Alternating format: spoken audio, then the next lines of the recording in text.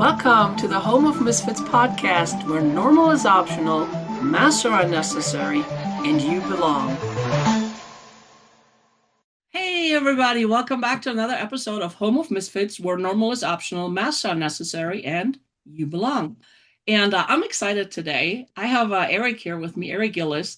And oh my gosh, I don't even know. We had like this conversation beforehand. And I was like, at some point, I was like, ooh, we should record. So here we are. Welcome, Eric. Thank you so much for being here. Thank you for having me. I'm looking forward to more conversation. Yay! I love that. I love it. So tell us a little bit about you. Yeah, Like the Cliff Note things. yeah, I am a military veteran who Thank you struggled. for your service. I appreciate that. I struggled reintegrating back into civilian world, and that led to me hitting a rock bottom moment where I attempted to take my own life, and I failed, the greatest failure of my life, and I spent have the to agree. I'm so glad you're here. thank you.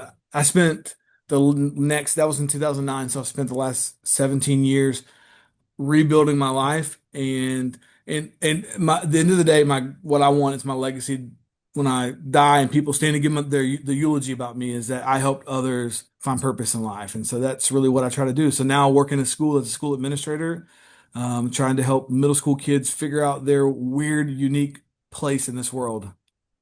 And middle school, that age is such a.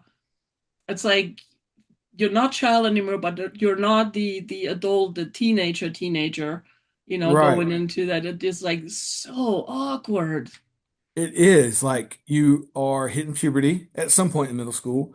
You have all kind of hormonal changes. You wake up one day thinking the opposite sex is gross, and then the next day you wake up and you're obsessed with them. And so yeah, the funny things we see, and then from year to year, this would be my fourth year at the school, and so Right. now I've watched these kids come through all these years, and it's funny. Like just 2 years ago, you were short, and now you're 6'1" with acne all over your face, and it's just funny how so weird and unique they are.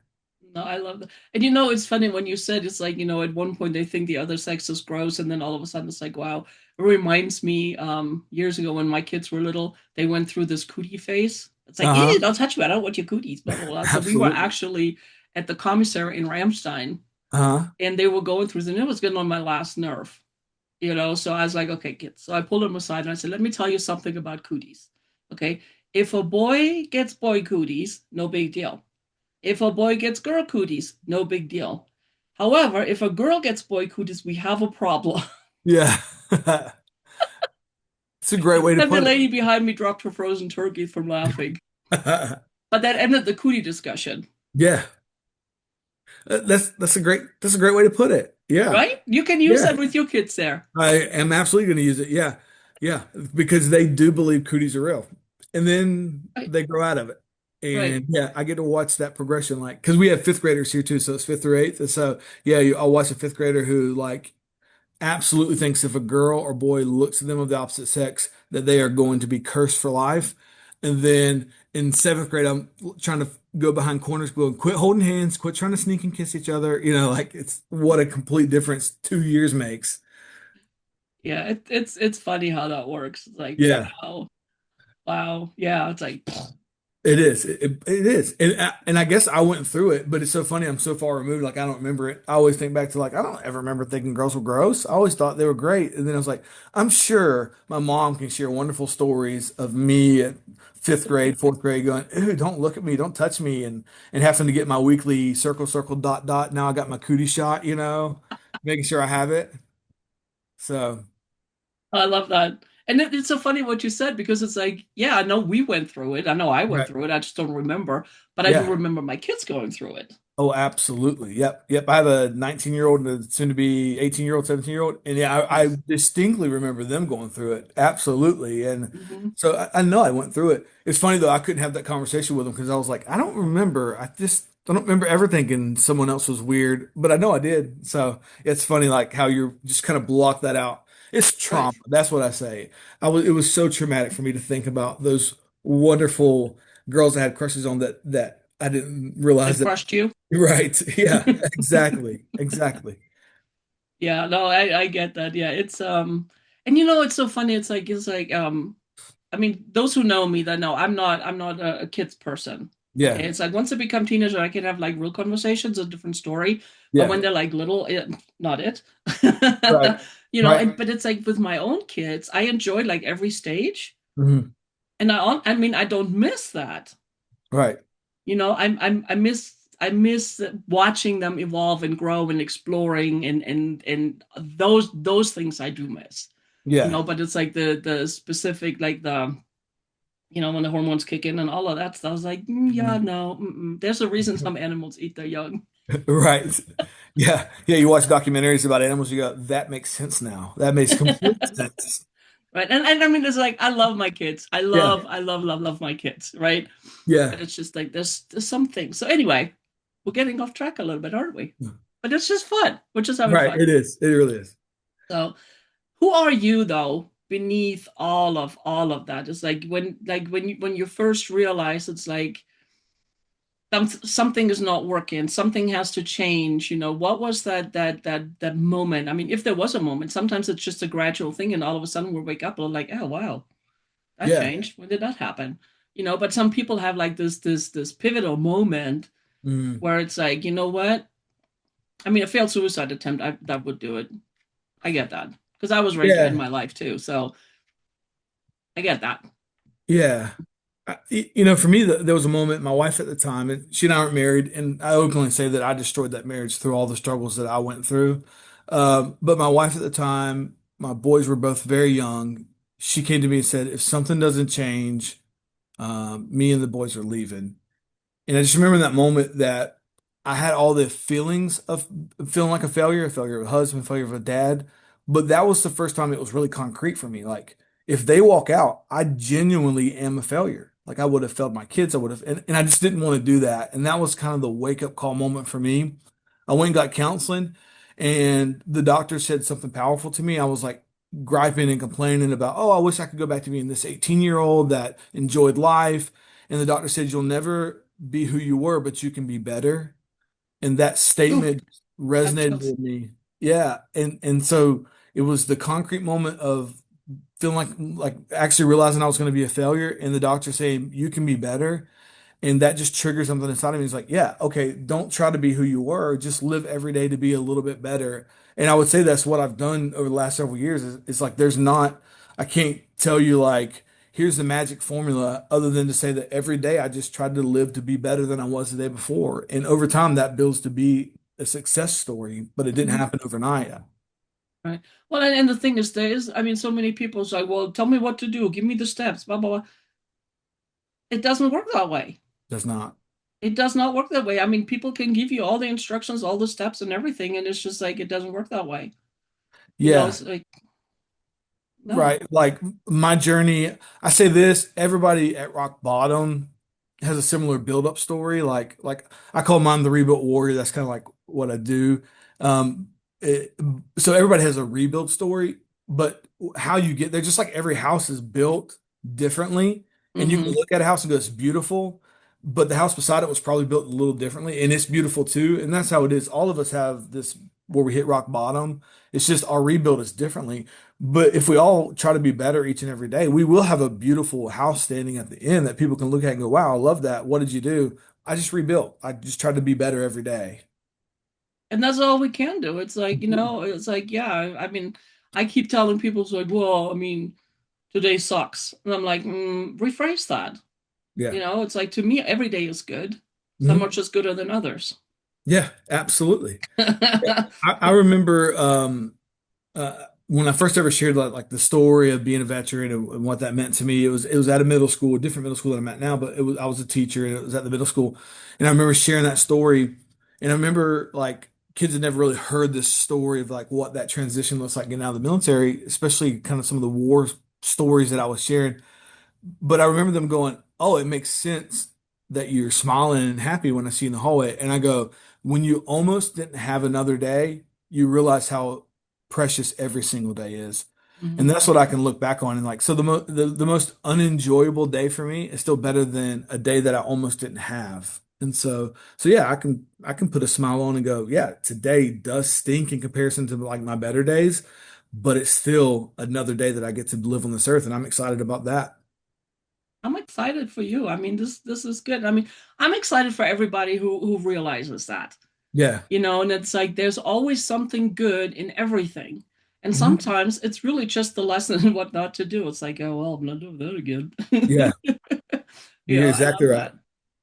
that. Okay, Yeah. so when we talked earlier, you were talking, and you can tell me you don't want to talk about it. It's like it's fine. Um, when you were trying to commit suicide, that Mhm. your failed suicide attempt, you okay talking about that a little bit? Oh, absolutely. Yeah. Okay, cool.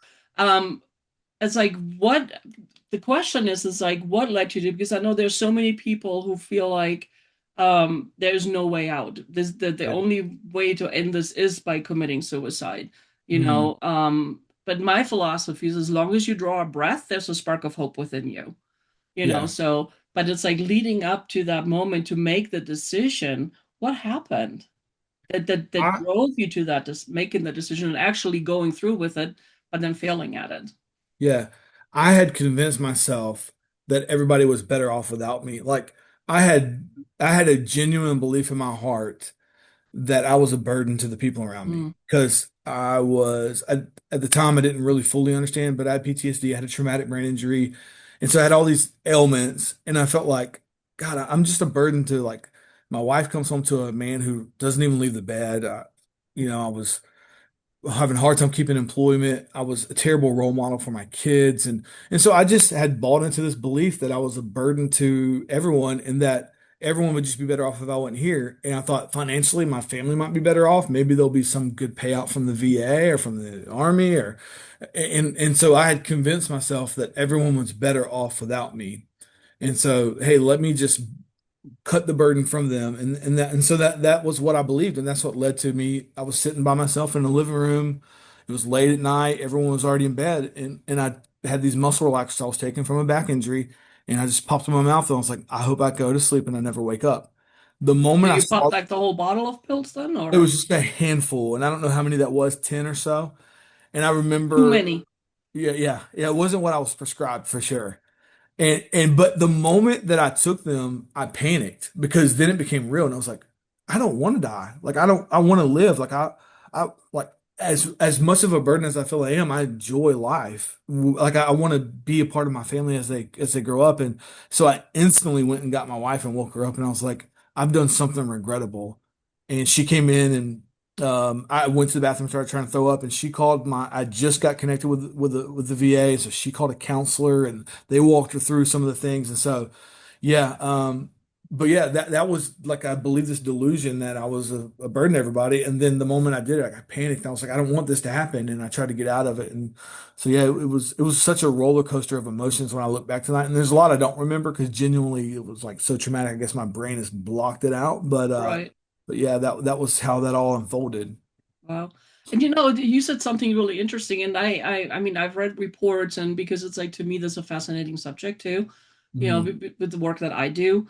It's like so many reports have shown it's like a lot of people who actually went through the process of committing suicide, as soon as they pulled the trigger, so to Yeah, speak, they had this immense regret, like, oh my God, this was a mistake.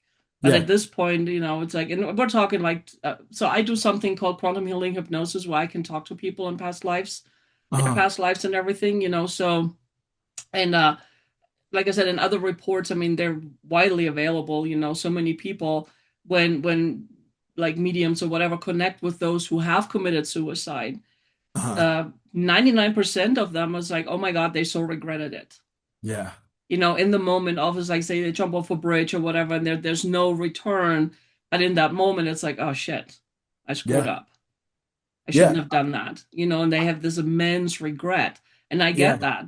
It's like when I was ready to end my life, I was like, I mean, I was just ready. But then yeah, it's like, because of my kids and my husband, I'm still here. right, Because it's like I knew I couldn't leave them behind, even though I believed like what you believe, they'd be better off without me. yeah, And that's not true. they're right. No, That is not true. and I Nobody's don't better know. off without us in it. No, I don't know how true this is. I had romanticized really what I thought end of my life was. It was like in my brain, how I watched it unfold as a movie was everyone's going to mourn me. They're going to see the value. Like I felt like a failure. They're gonna so regret treating me like shit. Yeah, I thought everybody's going to see, and so I had to romanticize it. And then when it's becoming a reality, you realize like no, like my family's going to sob. My mom's going to lose. Like parents aren't supposed to watch their children die. My mom's going to go to my funeral. My dad's going to go to my funeral. What if all of a sudden this corrupts my kids and they grow up and kill? You know, it's like when it became a reality, it was like all the true facts of it started bubbling to the front. I was like, oh my God, this was so yeah, and it was regrettable. It was like I, I I didn't talk about it for the longest time because I was honestly embarrassed of it. My wife knew about it. My mother knew about it, but outside of that, I didn't talk about it. And as I got around more veterans and realized like they're struggling and they need help, I began to be a little more transparent about it and go just so I could maybe speak into their life a little more and help them. But yeah, for the longest time, it was like a secret I didn't want anyone to know. No, I hear you. I'm right there with you because it's like you feel guilty, you feel shameful, you feel there's so many feels. Yeah, And it's just like I'm not gonna tell anybody. right. But like you, now I tell people it's like, you know what? Yeah, and that's why I got this from. It's like as long as you breathe, there's a Hmm. spark of hope. Absolutely. There's somewhere in there, there's that little spark of hope. Yeah, It yeah, was, you're exactly right. you know, grow into a flame. Yeah. And then with that, it's like as we grow and we realize it's like, you know what? There's something I can build on. Hmm. And then it's just that ripple thing. We can ripple it out. We never know. Yeah. It's like you talk to a veteran who feels the same way you did, but because you talked to him, you changed his whole perspective, you changed his whole life, and it's like, but you had to go through it yourself Right. to have that impact, to have that understanding. It's like I feel like, it was like so many people is like, oh, I know what you're going through. Have you been there? Right. Right. And they're like, Absolutely. well, no, but it's like then you don't know.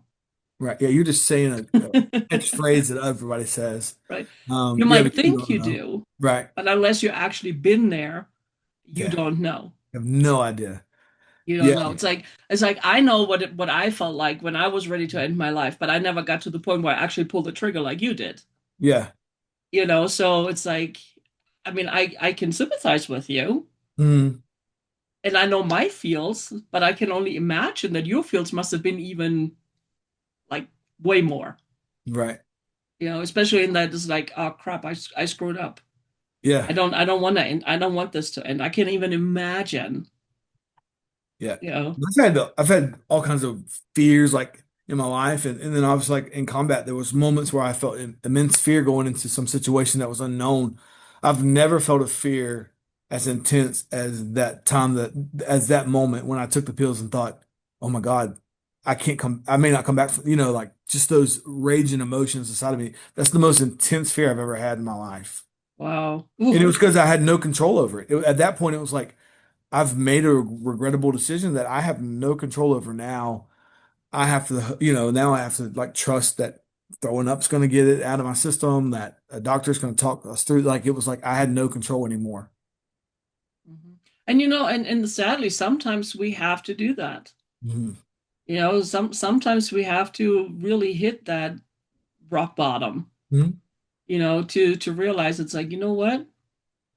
This is not working. Something has to change. And it's a lot of times that's why we see all those drastic changes sometimes in people. Yeah. When they say they hit rock bottom and then they turn their whole life around. Yeah. So it's like, but you don't have to let it come to that. Right. Yeah. Yeah. There's so many warning signs along the way before you get to rock bottom.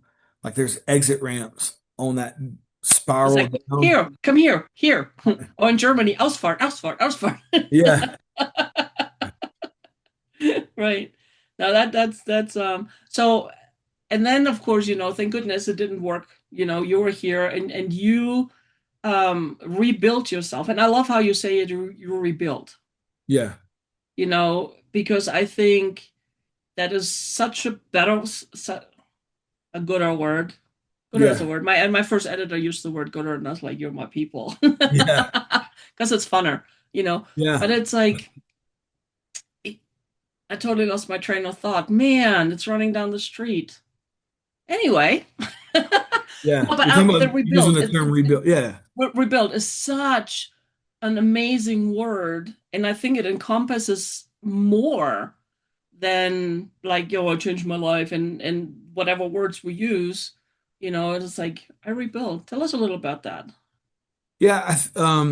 You know, some of that mindset came when I was working in a prison and we were trying to help guys rehabilitate. And we would use that word. We were like, we want to rehabilitate you. And I had this like awakening one time when we were using that word. We were trying to help these guys transition out, and we would say we tried to rehabilitate. And I reached this point. I was like, but we don't want them to rehabilitate because we're just getting them back to who they were before they came to us, which was whatever crime they committed. That's who they are. No, we want them to rebuild their lives. We want something new and fresh. And so Mm, as I went through my journey, it was like, I don't want to rehabilitate my life because I don't want to go back to all those emotions I felt. I actually want to rebuild my life. I want to be someone new, the person I was like intended to be on this earth. That's who I want to be. And so that's where the idea of rebuilding came from was because I don't want, I hit rock bottom. Now let me just rebuild my life. Don't let me move over and hit rock bottom again. Let me rebuild. And so that was what it was. And to me, rebuilding is like a very intentional process you go through. It's not I woke up and luck hit me and now I'm this person. It's like, no, I was very strategic and intentional in the way I rebuilt my life, which also meant a lot of honest assessments along the way of like, what led me here? Like, what can I do to not get back to being that person, as I'm rebuilding? And you so, mean you took responsibility? yeah.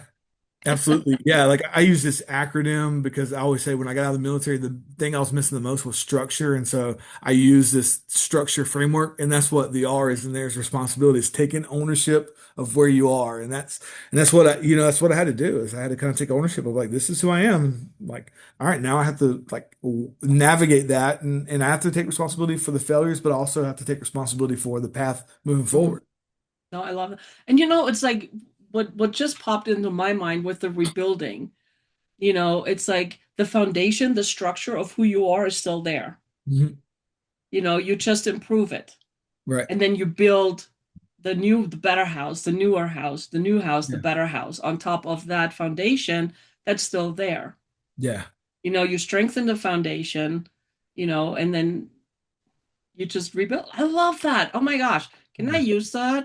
Absolutely. Thank you. Yeah, because I had a great upbringing. It's like I'm not somebody who's like, oh my, I came from my parents were married for 30 plus years until my dad passed away. Like my grandparents were married 50 something years till my grandpa passed away. I was in a loving home. Oh, that's Like amazing. it's not like I didn't have a great foundation, as you said. Like I had a great foundation. I can build upon the character that they instilled inside of me. I just can't build in the direction I was going. I have to rebuild You something. just have to take out the trash. Absolutely. You know Yep. how we dump is like I don't know about your basement, but we have a room in our basement where the junk piles up. Mm, yeah. And it's like I mean when my husband's mother passed away, some of the stuff from her, like her files and everything, well, we put that in that room. We'll take care of that later. Yeah. But it's in our basement. It's part of the foundation. Yeah. Mhm. So yeah, no, I love that. Just mm. How do you think that your whole experience changed your relationship with your children and how you raise your children? Yeah, I think I Because battled they some. were fairly young when that whole thing happened, weren't They they? were, yeah, yeah, and they remember segments of it because we've had conversations.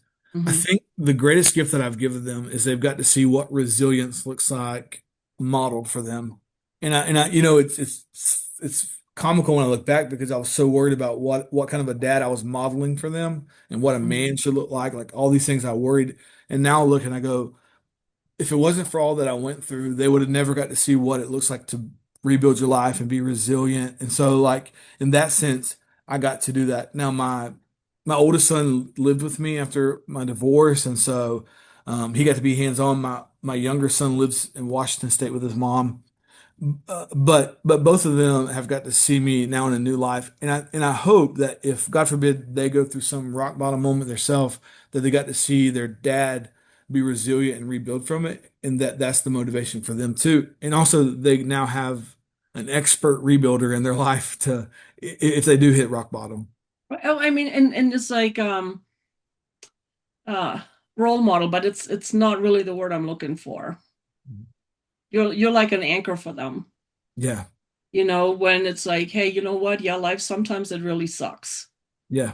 However, you know, you can overcome, you can rebuild, and oh, by Mhm. the way, you don't have to do it alone. You can talk to somebody who's already been there, Yeah. as your guide. Yeah. Because I'm not gonna like they're gonna make poor decisions. I mean, that's part of like growing up and developing. Like Well, I mean, that's how they learn. it is absolutely. So like I can't spare them from that. But what I can be is like you said, I can be someone that fights on their side for them and goes, "Hey, I've been there, and let me tell you what I did, and it may work for you, it may not, but let me at least give you a starting point of where I started whenever I was rebuilding from that moment." Right. Oh, I have so many chills here. It's like the good Yeah, kind, not the like you, but it's like, oh, yeah, this is so good. I love that. And I really hope that you guys watching this or listening to this, you get some really good nuggets from this. It's like, because life is so awesome if it you let is. it. Yeah, there's days. I mean, I always say it's like, every day is great. Mhm. Some are just greater than others. Yeah. And my husband laughs and he goes like, well, clearly today is others. It's like, yep, but that's what Motrin is for. Yeah, that's exactly right. I mean, but that's life. Yeah, It's life. It's just absolutely. like one bad experience, even if it's over a period of time, is not the end. Yeah, There's it's not. like change the question. It's like I tell my clients, it's like change your question. Yeah, Instead of why is this happening to me, ask why is this happening for me and what's the lesson? What am I missing? yeah. You know? So it's like, Mhm. yeah. And oh, it's so Exactly right. good. Yeah, So good. absolutely. So I was my viewers and my listeners, they know I have this questionnaire. It's like an application form for Yeah, people to fill out. And it's like there's a couple things in there too. Um, because I have really good questions. yeah. So one of them has to do with like the protection. Is what did hold on. I'm going ahead. The rebuilding part. Hmm. It's like you had to become stronger. Yeah, Um, what did that version of you protect you from? It's like because it's like we have the shield around us, we protect ourselves, and even when we're rebuilding, we have that protective shield, around us to help us, and yeah. keep us within it. That it's like, what did that for you, and what did it cost you? If it cost you anything. Yeah, so the protection during the rebuild, yeah, I think I mean ultimately like it cost me my marriage. Like there was sacrifices I had to make. There was also things that I corrupted to the point that I couldn't fix. I think like the biggest protection I had was in my identity. My identity had solely been in the person I was in the military and then trying to get out.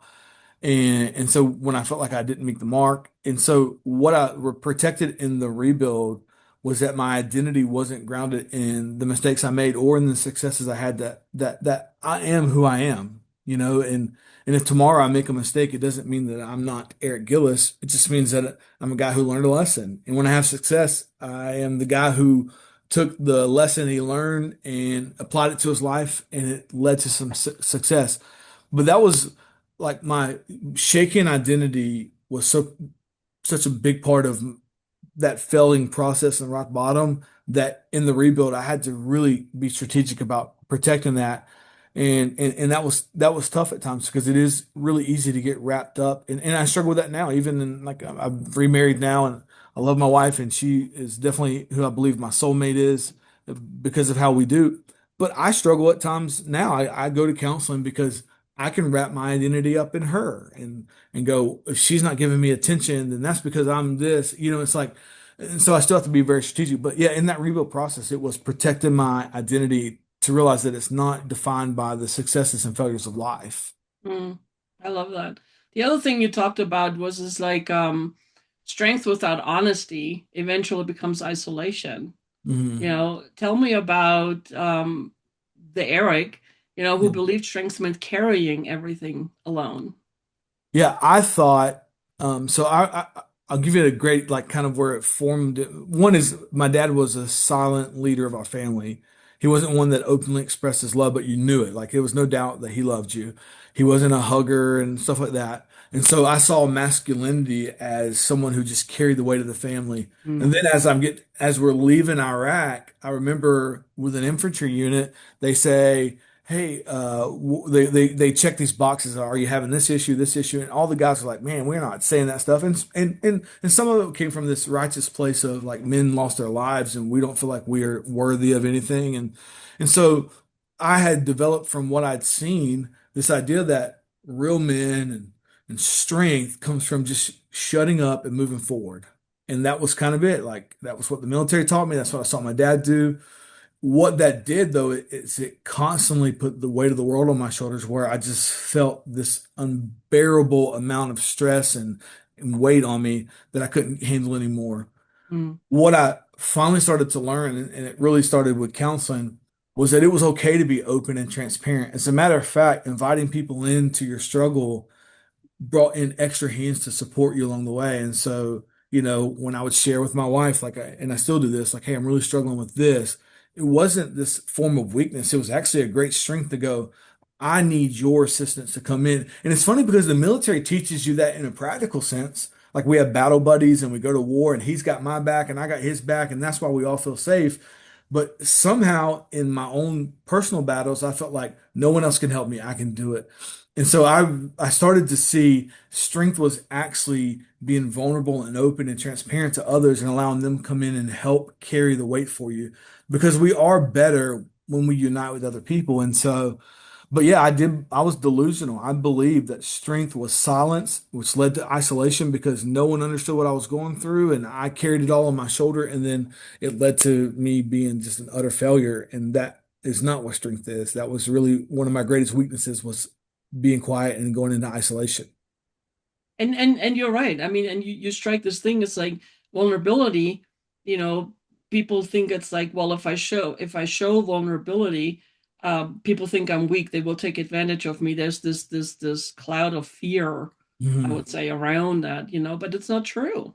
It's not. Mm-mm. And it's like what I found is that when I open up about my struggles, my thoughts, I give others permission Mhm. to speak up too. And it's like, oh my God, I've been struggling with this. I really thought I was alone. Yeah. So I think it's like, and plus reaching out to others for help. And Mhm. I mean, I'm right there with you. I mean, I was the last one to reach out for help. I was like, I can do this. I was like, wow. Yeah. But it's like actually asking out for help. It's Mhm. like, it's helping you, but you're also helping that other person, Yeah. because now they get to do something. It's like, oh my God, I have these gifts. Yes, I'll be happy to help you. Yeah. And then you can figure it out together. I Right. love that. It does. It helps you so much. Like it does. It like I want to help other people. Just what I told you. Like I want my legacy to be that I helped other people, and that's really what most people feel. I mean, there's very few people that don't want to help others and don't want Right. to insert themselves. And so I was robbing other people of the joy of helping me. And so, in a sense, not only was I struggling in isolation, but I was robbing them of that. Like we're seeing it now. So, like the kids Like, that are whew, I was like, I do this. It's like, who the chills, man. yeah. We have kids that are now the kids that are coming into our middle school are COVID babies. Like they weren't in school or they started school during COVID. So the early parts of their childhood was isolation.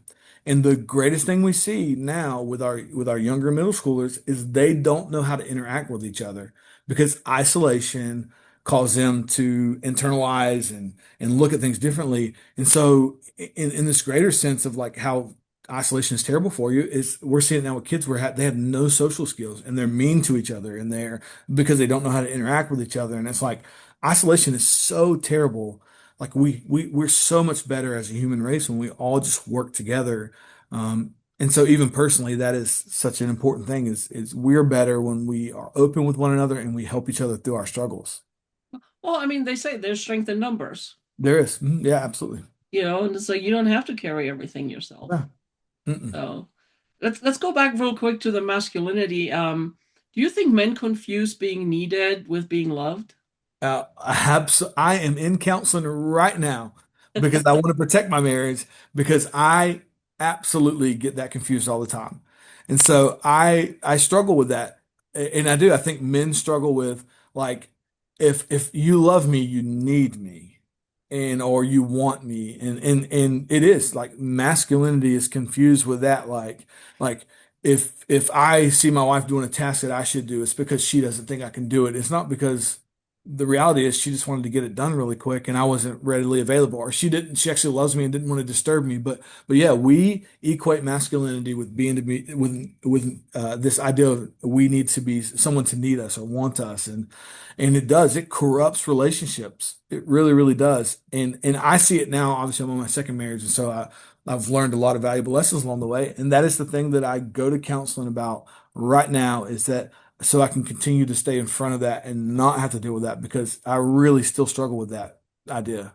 Hmm. And I love that there's like no coincidences, Yeah. It's like and I love that you're like, you know what? I see this. This is an Yeah. issue. I need to figure this out. I need Yeah. help. Mm. And that's what counseling does. It's like it gives you a different perspective. It's like, Yeah. hey, it's like and the other thing too is like I really dislike, I don't use the word hate, but I really severely dislike when people say either or. Yeah. It's either that or that, and I'm like, no, it's and. Yeah. Two things of two opposites can exist at the same moment. Yeah. You don't have to choose either or. Hmm. It's and. Find a Yeah. way to make it work. Hmm. And it's the same with that. It's like the need is like, yeah, yeah, we need you Right. and we love you, but I can still love you without you needing to do 5 million things. Right.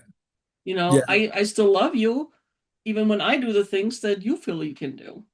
Right. But Yeah. I think that's normal because my husband and I, we go through this. Hmm. He's like, he's a fixer. He's like, let me do this, da, da, da. I said, honey, I know you can do this. And I appreciate that. But it's like, I also need to do that. Yeah. Because it's like I have so many physical limitations to begin with. It's like this is something I can do. Please Right. let me do that. Yeah. So but yeah, it's a fine line, isn't it? It really is. Yeah, and it is a struggle and like even if it's just like my wife not telling me she loves me when I think she should have. It's like, oh, she doesn't love me, she doesn't need me, she doesn't want me, and like you'll spiral. But it's all in like men are hunter gatherers, and so their ancestry is like we were needed like to feed people and make sure they were clothed and so now that we live in such a different society, it's like but like they don't need all those things, but I still have this ancestral trait inside of me that I want to hunt and gather for you and do the things I'm supposed to do and so yeah, it is very it's a delicate thing in my marriage for sure. Right. Well, it's not just like from like, back the Stone Ages, but it's like for so long, the male was the Hmm. provider of the family. Right. The wife was home raising the kids. That was her job, Right. barefoot and pregnant. That's awful to say, but for a long time, that's how it Right. was. And that's such an ingrained mentality that we have, Yeah. and it's like getting beyond all of that. I mean, it takes time, It does. and it doesn't Right. happen overnight. It But it's doesn't. like, No. you can be needed and loved at the Right. same time. Absolutely. So And I you're love right. that. It is that constant like awareness of like self-awareness of like, all right, this isn't normal. And we have to talk through things, my wife and I, um, but if not, I know that it would be detrimental to our marriage because it's been detrimental to my marriage in the past. I've learned, from failure. And communication is key. It is. I mean, my husband and I, we celebrate 37 or 38. I lost count, Yeah. of marriage. And it's like we met overseas in Germany while he was stationed there. We did the whole army life thing. I mean, he was in for 30 some years. Yeah. We were married for most of that, and now he's been retired since what, 2016, Yeah. But it's like we communicate. Hmm. We just had a conversation yesterday where I was like, you know what? I need to get this off my chest. I just need you to listen. I don't Yeah. need you to react. I don't need you to do anything. I just need you to sit and listen. Right. You don't have to say anything. Just hear me out. That's so funny. We do that in my marriage. I say, "Do you need me to fix it or listen?" That's what I'll say. She'll go, Right. "I got to tell you something." I go, "Do you need me to fix it or listen?" And then that way I know because I want to fix it. You have to tell me not to fix it, and that you need me to listen. So yeah, that is funny. That is true too. I mean, it makes all the difference It does. in the Absolutely. relationship. And it's like, you got to work on the relationship just because you have your significant other, whether you're married or you've been living together forever. It doesn't matter. Right. It's a partnership. Treat it Hmm. as such. Absolutely. It's not like, hey, you're better than me or I'm better than you or stronger or whatever. Well, I make more money than you. That's all bullshit. Right. It's all bullshit Right. at You're the end exactly of right. the day. Hmm. So um identity. Let's talk about identity real quick because it's like, oh, we could talk like forever. But anyway, if I had met you 10 years ago or 20 years ago Hmm. and asked, who are you? How would you have answered and how would you answer today? I would have struggled because I was still really trying to figure out who I was 10 years ago. Um, I was working in education. I finally found a career that I wasn't feel like I was losing my job every 6 months. Right. I was better with managing my anger, but I was still terrible at it. So if you asked me 10 years ago, I would have probably shrugged my shoulders and been like, I don't know. I'm trying to figure it out. Today I can proudly give you an answer of I use that mantra, the rebuilt warrior, that I am. I'm a rebuilt warrior. The army created me to be a warrior, and I've rebuilt myself and through that. And now I'm a great husband. I'm a great father. I'm a great leader, and all of those things came to that rebuild process. Um, yeah, I love that. Oh, that makes my heart sing, man. It yeah, really does. Because it's like, sometimes people just ask that just to ask a question, you mm, know, but it's like the answer. I love your honesty. I love your honesty because when you look back, it's like, yeah, I was lost. yeah, I was flopping in the wind, mhm, you know. At least now I can hold on to the pole.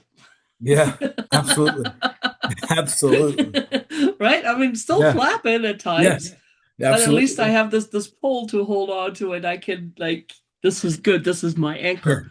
Yeah, you it's like know. I know a little bit of who I am. I can hold on to that now. Yeah. Right. And and we are a work in progress. Absolutely. If we talk a month from now, a year from now, 5 years from now, I might be talking to a total different Eric than I'm talking to Yeah, right now. You know, absolutely. Yeah, I same was with just you. I thinking that. mean, right. It's like I look at it as like just this year alone for me, the way I've changed and evolved and everything. I was like, who are I mean, I look at the girl like, who are you? What the hell happened?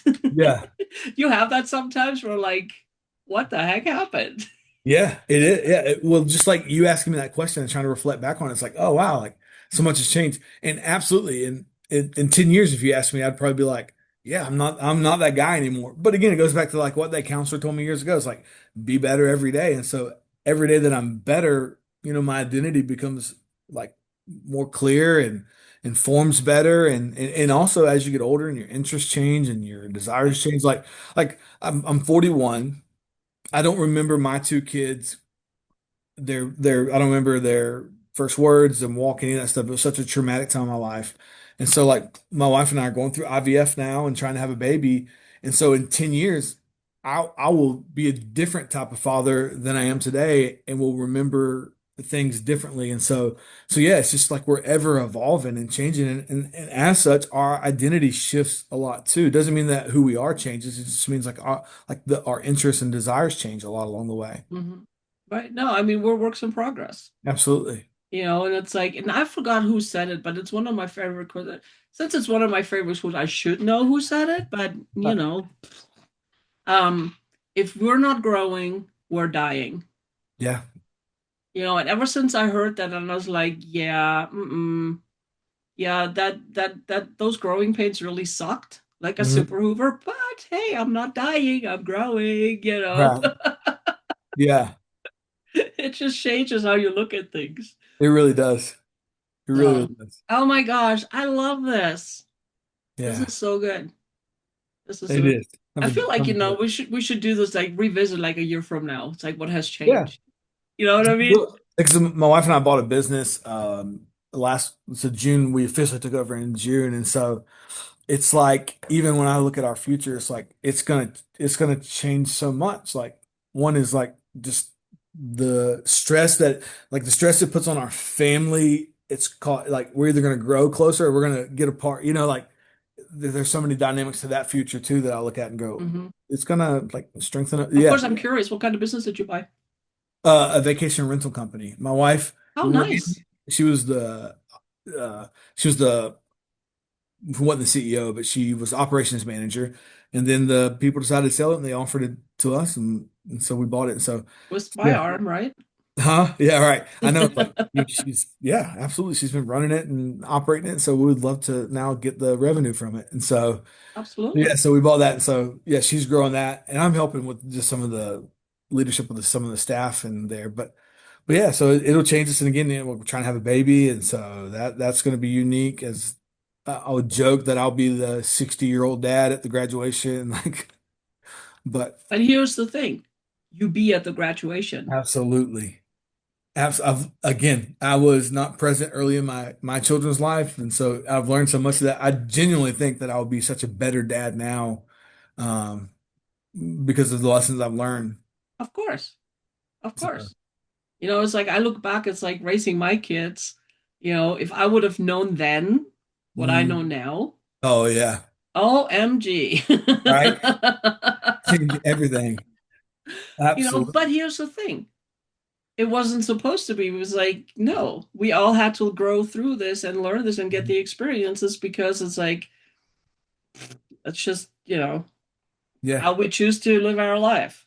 Yeah, absolutely. Before we come, but that's a whole different story. It's like before we come here and all of that. But I just love it because we change and we grow, and it's like, people that I haven't talked to in years, and they meet me now, and it's like, who are you? And I'm like, Mhm. I'm still me, just Mhm. not the version of me that you met back then. Right. Yeah. The new and improved. There you go. Yeah. You say a better version of who you used to know. I actually had somebody that's like, oh, so you're Beanie 2.0, Sabine 2.0. I'm like, no, I don't even know what I am now, what version. Yeah. I'm just me, Right. Yep. version whatever. Just Yeah. me. The Just gooder. authentic version. Yeah. I love that. Oh man, Eric, this is awesome. Yeah. Unfortunately, all good things must come to an end at some point. Yeah. So, hey, if people want to get a hold of you, what would be the best way for them to get a hold of you? Yeah. I have a website called The Rebuilt Warrior. So it's therebuiltwarrior.com. And on there is all kind of stuff. So I talk about self-assessments. I have a self-assessment you can take on there that talks about you, but there's a contact area and It talks about me. No, just it kidding. will specifically about you. I But know. yeah, there's a contact area on there. Again, my whole purpose is just trying to help people. And so if anybody's at rock bottom, they're like, I don't even know where to start. I can tell you where I started. And so yeah, you can reach out to me on there and just know that I want people to be the best versions of themselves. And if I can play a small role in that, then I would love to do that. I love that.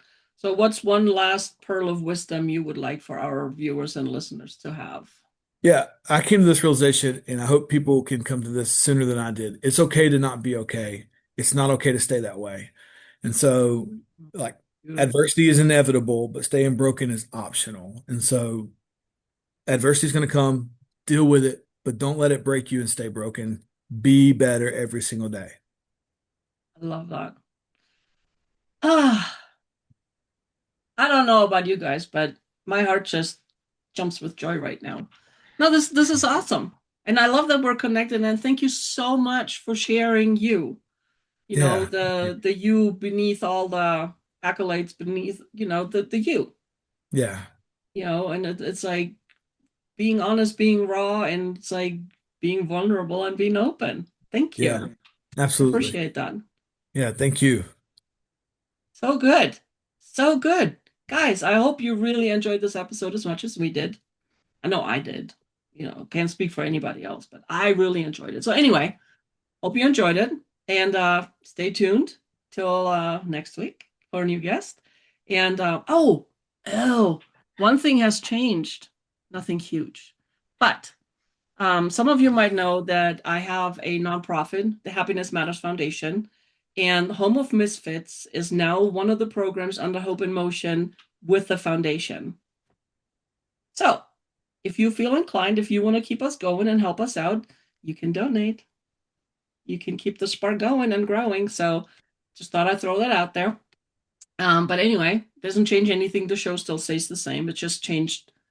Instead of falling under the Matters of Perspective business, it got moved over, and it is actually a better home for it under the foundation for the nonprofit. So yay. Anyway, love you guys. Thank you so much for hanging out with us. Remember, normal is optional, masks are necessary, and you belong. And we'll see you next week. Have a good one. Bye. Thank you for listening to Home of Misfits, a program of the Happiness Matters Foundation. Until next time, you belong.